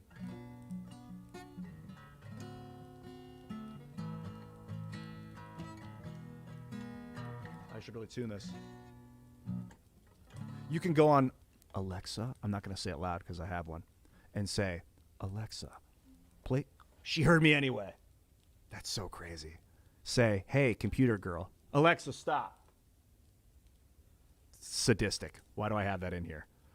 It's so convenient. I can just play any song in the world at any time. But tell it to play songs by Ian Crossland. And you'll hear a couple that I've done.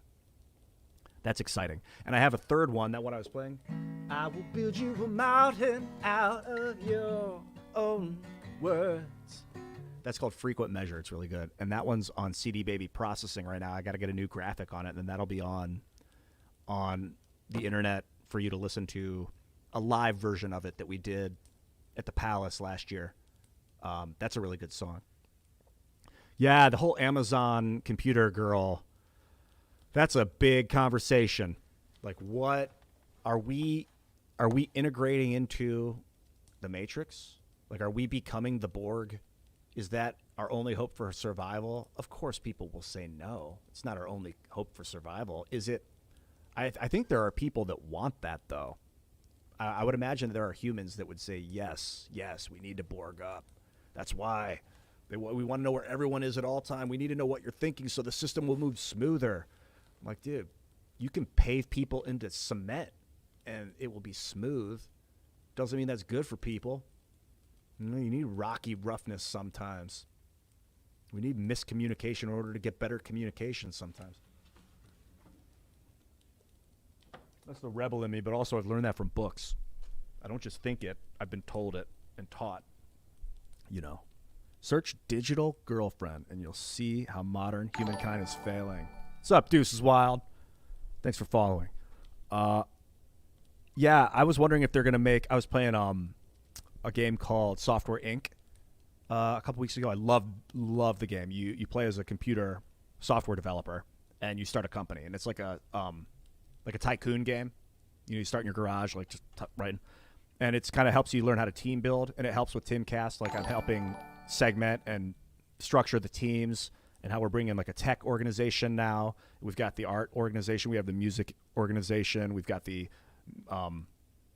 the media organization, and how teams work good together. And like you want to segment teams apart. Like you don't want your marketing guy walking through the office of the developers because it distracts them and it drops their morale, and then they work slower.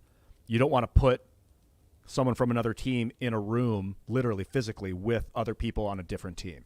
So it's very important, like who's where. And obviously skill is important, but it's so much about personality. Like what team they're on is a big part of it, but also personality. So you want people with functioning people to get along to be on a team in a room. And I've found that according to this game and from life experience too, Sebascorsia. I'm going to talk about RimWorld in a minute because yes, and that game is one of my favorites. From personal experience, I found it's not so much about who's good at what, but if they get along, because people can learn skill and things pretty easily. You know, we're trainable monkeys. Basically, we can learn also. But if you don't get along, that's hard to train. Like personalities are much more difficult to audit and alter than ability. So you find people that like each other, and then you get a bunch of amateurs that like each other, and like one really good person that is very skilled that can show all the amateurs. And amateur is not an insult; it just means that they're new at what they're doing, or they're unexperienced. How to be great, and then if they all like each other, they learn how to be great much faster. And you don't have to pay them as much because you get people that don't have skill yet and they're willing, but they get along, and it's so much about personality, and that's helping me with Timcast. And just communication is so important. Being open with everyone, it's great. RimWorld is one of my favorite games of all time. Yes, the title, Generation, and Software Inc. Oh, is it bomb? Tharping up? I love that game, dude. I kind of been thinking about it. Yeah, Howley97. I don't want to join the Borg either. You guys, RimWorld is so top level. It's got, I don't know, it's a 98% positive review. Evan Krieger, yeah, I know you're stoked. I'm stoked Ian's on live stream. I've been subscribed for a while, but he puts out independent content so rarely. Happy that seems to be changing. It's true. I've been working with Timcast pretty much Monday through Friday, 8 p.m. to 10 p.m. Timcast IRL on YouTube. Watch it. And but the independent stuff, then I'm like, it's actually good. For a while, I was like, oh, I'm already doing something. I don't need to do anything else. But it's actually invigorating me to do more stuff. You know, it's kind of like it's motivating. Sometimes you'll think like doing more will make you tired, but actually, in my experience, doing more gets you jazzed up to do even more. And of course, that will plateau and peak at some point, but doing nothing doesn't inspire me to do more often. So this is really great. Yeah, I do have a song called Deep South on Spotify. That's one of the songs that's online. You can ask the computer lady to play for you, Deep South. Another one is this song's so good. I got to tune this, though. Okay, I'm going to tune this while I'm talking about RimWorld. RimWorld is it's like a colony sim where you get a bunch of people, speaking about personalities and getting people that like each other together. It's like you crash land on a planet, on a rim world, some planet on an outer rim, and it's either you start with like a random group of survivors, or you can like make your guy with a mod, the Prepare Carefully mod, and they have some abilities. Are they crazy? No. And Howley just 97 says Ian is a Wonder Man. I think I said Wonder Woman. I said one time on Timcast that I used to play Wonder Woman in the backyard. I think people thought that meant I used to dress up as Wonder Woman, and I didn't. Not that there's anything wrong with dressing up as Wonder Woman. I just used to pretend that I was Wonder Woman. I think because my mom reminded me of Wonder Woman, and I was like, dude, a female. She's very like old school, not feminist in the way the word's been twisted today, but feminist in the sense that we're all equal. That was her. She would explain to me when I was a kid, feminism means that we're all equal, and so that was what I grew up with. And she's very powerful, and I really appreciated like powerful women. I think that's why I used to, and I only played Wonder Woman for like twice, but I remember one time in particular. I was like, does Wonder Woman? They were like, Ian, come in and eat this broccoli. I was like, does Wonder Woman eat broccoli? They're like, yeah. I was like, okay. So I came in and ate the broccoli. Kids are so malleable. But thank you for calling me Wonder Man. I like that. RimWorld. So you land on a planet with a group of survivors, and they all have different skills and abilities.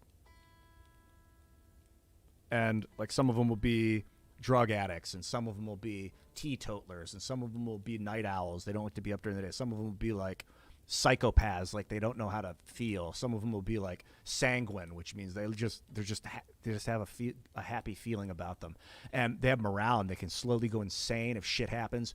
And then they get along, or they fight. They start having sex, or they break up with each other.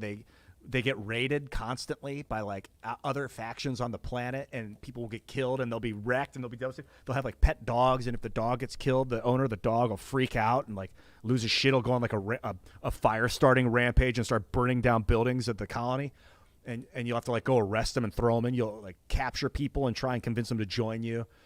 People will starve to death. You grow crops, and like their blight will hit your crops, and you're like.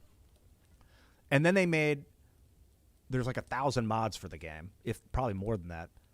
And then they made this like royal simulator I should stream RimWorld someday too. I have a great game going on where I made a Jedi. I got the Star Wars mod, and I made Ian Crossland. He's like I gave him massive stats and everything, and I just make him alone on the planet, and I made him a Jedi. I used to not give him massive stats, but this last time I made it, I was just like, fuck it, balls to the wall, and made him like good at everything, pretty much everything except for mining, and make him like pretty much everything except for mining. He doesn't want to do mining.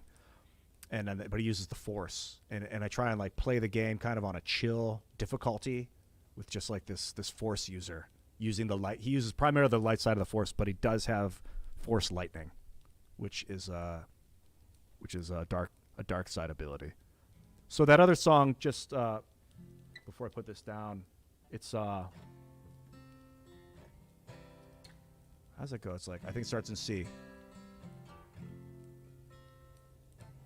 If you want to find the reason, if you like, you'll fall to pieces. If you're fine, you'll find your own way out.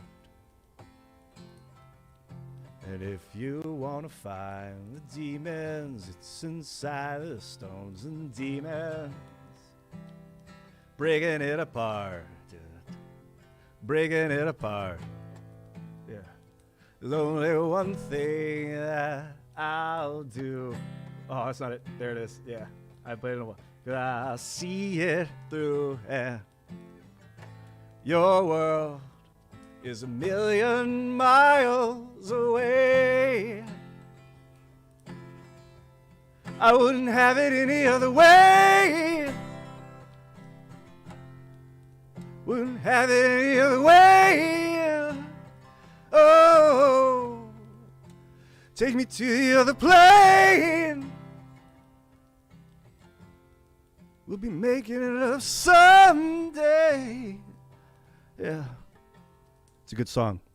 I think it's called, ooh, what's that song called? That's on if you ask the computer. The White Coyote, I will make love to her in my mind, and then you will find her. She is beautiful. That one's really good. I wrote that song. I bounced. What up, the LJP Mexican? Welcome to the stream. Bye. Or lady. I don't know. Doesn't matter. What's up, homie? When I left LA, like I was telling you guys earlier, I had a bit of a nervous breakdown when I left the entertainment industry, wondering like, what has happened? What have I done with my life? Did I throw it all away? I made the decision to not play that game and kind of lost my focus. And I left LA like in a depressive mess. I went back to Ohio and stayed at my parents' house for a couple days and wrote that song like the day I got back. That's a pretty good song. What is that song called? It's not Find Me With Words. There's another one called Find Me With Words that's really good. No, I don't blaze much at all, Batsky. I like that. I love that name, actually. Batsky. S-C-I. Batsai. No, I used to blaze every day from the age of 26 until 34, probably. And, you know, part of the nervous breakdown was because I was blazing every day. For real. Like, the blazing's great, but... you know, like any drug or behavior, you know, it can become desensitizing. Like, sometimes it's okay to feel things as they are. You know, it's okay to be hungry and sad and happy. It's okay. And the drugs were kind of clouding me. I would feel things intensely, and then I wouldn't feel them at all. Kind of. That cycle was powerful. I let myself get taken over by it. I thought I couldn't. I was like, yeah, I'm the kind of guy that can handle this. But being on YouTube, it was early too, like 2008. Being a YouTube video blogger in the early days, 2006, 2007, there weren't really other people didn't really understand what it was like to put your personality on the internet and to be judged from afar by things that you said and did like a year ago. To have it destroy my career. I felt like it was like they'd look at my old videos of getting high and then they wouldn't call me back. So I was like, wow, what I did is now, but I'm not taking it down. I'm leaving it up so that people can see my journey. But it was hard. And because I was stoned, I was feeling it even more intensely. And clearing out of that stuff now has really allowed me, I don't know, just to laser focus. Tim's I got to hand it to Tim. He's very inspirational. He gives me a reason to want to stay focused a lot of it's not him, but it's people like him that are on the path, and that's it. There is no other choice. It's not a if thing. It's happening. And it's happening. There's no getting off this train. And sometimes I would think that smoking weed would be like me getting off the train for a night and just getting on my own train, you know. But right now we're on a train to the moon. I think so. It's like an electromagnetic slingshot. What's up, Simps for Trump? Love you, Ian. I love you too, man. I love you all. I wouldn't say I'm straight edge now, Batsky, because I will indulge in marijuana from time to time if it's available, and I'll still drink alcohol from time to time, but I really barely touch the stuff, like once a month maybe, or maybe a couple times a month. I love psychedelic drugs. I would go the Terrence McKenna route if that was had any feasible value to society right now. I don't think that doing a bunch of drugs for me right now has much value because I've already done it, and now I want to kind of deliver people some information without getting clouded. I've tried at points to like make videos or do streams while stoned, and I forget shit. Like it's harder to like hit buttons and like, what was I just doing? Am I supposed to finish this? What's that? You know, and it's great for music, like getting on stage, smoking, hitting the joint, and then just rocking because it loosens up your body. Like you can feel your body more. You can feel your diaphragm, and you gain more control over your diaphragm, and it's a good training mechanism. But it's not a casual thing for me anymore, if ever. I always kind of use it as a tool. It's not. Yeah, I don't use it casually. Yeah, you said. Johnny Goombat says, smoke my gourd out. Off that for 3 years now. God bless you, brother. Yeah, I hear that, man. And it's like if you do smoke a lot or do any kind of chemical or drug or food a lot, when you don't do it, you start to feel high. Like there's a natural high from letting it out of your system too, which is very cool. Yeah, DMT's been on the... Hi, Betsy. The cat's... Do you want to go out? I can't tell if she wants to come up on my lap or go outside. I have my door closed to my room/office right now. Oh, she wants to come up. Hello, Betsy. Are you on camera here? This is Betsy. I'll put you back down, Bet. Okay, that's comfortable. I love this cat. She's my friend, Betsy. DMT. Yeah, dimethyltryptamine. We all have it in our bodies right now. The pineal gland is producing it. It's pretty wicked. Oh, Eki Malthar says, hello, Betsy. I think she was happy. I'm rubbing her like crazy. She likes getting rubbed right here more than any cat I've ever met. I love it. He's so funny. Yeah, I do assume she's female. Sometimes I wonder. I mean, I know, but I wonder. Maybe I should put my chat in a more position where I can actually have my eyes facing the camera a little easier, like right here. Microdose Rob says I microdose raw Liberty caps for the whole season. Whole different ball game. If anyone gonna try it, be 100% on identification. Have goals in mind. Be in a good place and edge your way off. I don't know. Raw Liberty caps. Oh, that's probably a type of mushroom. The what is the type of mushroom where the psilocybin is derived from? There's a few, I think, but there's one in particular that's pretty popular. DMT's unique. I've told it before. I've smoked it once, but I only puffed on it. I'm not much into like diving all the way in on things the first time I do them. And I just watched my friend like get sucked down by gravity across the room, and I was like, "Whoa, gravity's real." I saw gravity. Kirby Campbell says, Ian, go on with Adam Friended and PSA Sitch on a Sunday live stream sometime.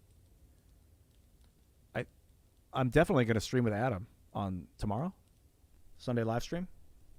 I'll talk to him about it. Sounds like it could be the Sunday night deal.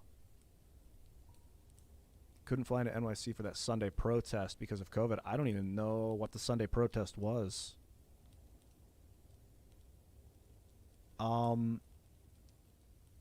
Yeah, this cat's taking up a bit of my attention. Betsy, come here.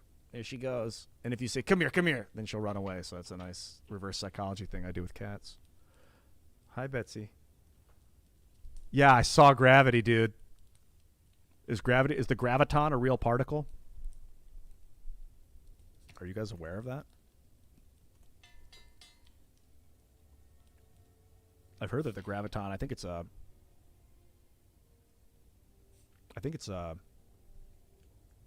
like a theoretical particle. Faust AR says, I'm going to be in Reoccupy Wall Street tomorrow. That's tomorrow? I haven't heard anything about that. We actually didn't do a show yesterday on Timcast IRL because there wasn't much, according to Tim and Luke, there just wasn't much news. But that gave me a chance to make the kombucha that I've been working on. And maybe I'll bust one of those out on an upcoming stream. Yeah, no.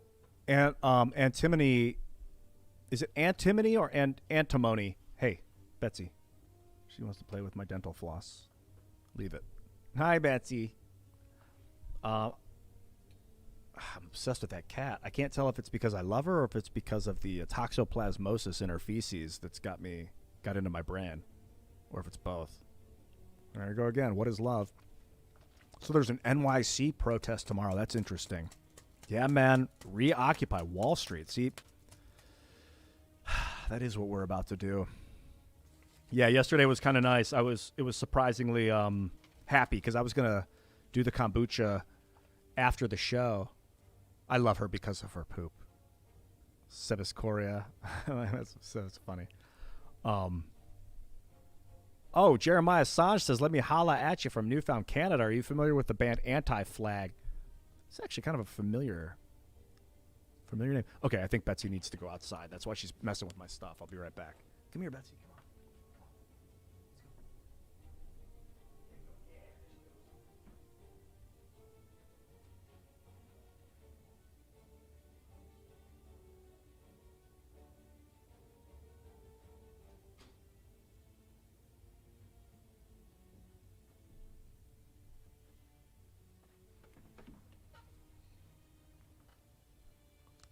She ran to the door with me and then kind of stood there like she didn't want to go. But no, you start the avalanche. The avalanche is avalanching. Who's Guri Death Cult Leader? The White Coyote. Oh, you're just asking. Not saying, just asking. Do I look like a Guri Death Cult Leader? Huh, good question. I hope not. That was weird when Yuji said, quit pushing away love, Ian. It's just my nature, man. It's a big orbital. Love is like in orbit, you know. It comes and it goes, and then it comes back and it leaves again. Get used to it. I used to think when I would do YouTube videos, I was like, oh God, is this turning into a cult? Because like they say, cult of personality and like culture, and like what is a cult? Is when people really love one person, and so when all these people are subscribing on YouTube to like one person and they're following this one person, and like there's friendship, but then there's obsession. And there's like fan fiction. And they're like, people love Brad Pitt. There's a cult of personality around Brad Pitt. And when I was doing all the drugs, I was like, oh God, is this becoming a cult? Oh, and dude, drugs are crazy. Like drugs will make you like, everything is good all the time, man. And people will be like, yes, yeah, it is good all the time. Can I have one of those drugs too? Yeah, I feel exactly what you feel, man. And it's like, dude, shit can get dangerous, get crazy. So it's part of why I like being sober also, because like you're saying, Tim cult, it's not a cult, it's a business. You're able to like keep it business oriented and not fall into like the feeling. And there's a time and a place for feeling, but it's business. And YouTube is a business. Doesn't mean you can't help people emotionally and spiritually, but business first. And I think that's helped be very functional. Someone asked if I'd played a game. What game was that you'd asked about? The answer was no. When you said, Slay the Spire, have you ever played something? No, I hadn't. No, I don't have a Discord. Inside of the Ages, what do you think would be the value of a Discord? I know Adam has Adam's Family. I was thinking about jumping in there, but I should have my own if I'm going to do Discord. There's another Dude, Ukai just laid a sweet emote on the table, and I am okay with that. I really like it. It's like a fish mat or something. He's wearing glasses. Like, yeah, channeling Guy Dude Bro the Fourth says channeling Joe Rogan just in the way he was speaking, not a diss. If you're talking about me, I love you even more. Rogan's one of my spirit friends. He's one of my homies. I don't know him. Well, I've met him once. We get along swimmingly. I mean, he's on the level. If you know Rogan, you know. It's all about communication, selflessness, and gaming the system. It's about a lot of other things other than that, but those are like some top level. And comedy, making people laugh so they don't kill you when you speak the truth. Oh, Discord. So Discord would be like, this is Slay the Spire, Pink Frosty. Absolutely great turn-based game. I've actually played like 12 turns since I've started. So I haven't gotten very far in this particular instance of the game yet. Yeah, there's a program called Riot, which I think is like an open source version of Discord. And we will be integrating Riot. Oh, looks like Krigler's in the house. Adam Krigler says, Ian needs his own YouTube channel. By the way, Ian, Ferk and I are about to get down on some Call of Duty. See, he's speaking my language now, you guys. I might have to end the stream and then start it back up with a little bit of Call of Duty. New feeling. Yeah, I think Adam Krigler's got the touch. All right, you guys, I am going to end this stream. I'm going to go down and say hello to Adam. I'm going to start downloading Call of Duty. And then I'm going to put the stream back up in about, 20 minutes? No, but we have gigabit internet, Adam Krigler. So I will have Call of Duty very shortly. All right, loves. You guys are phenomenal. First, let me get this chest, see what I got. Preserved Insect. See, elites have 25 less hit points. If you guys like turn-based games, get this game. Don't even wait. Proceed. Save and quit. All right, guys. Have a nice night. I will be back tonight. And we're going to pick this up where we left off with the Ferk and Adam Krigler playing a little bit of Call of Duty.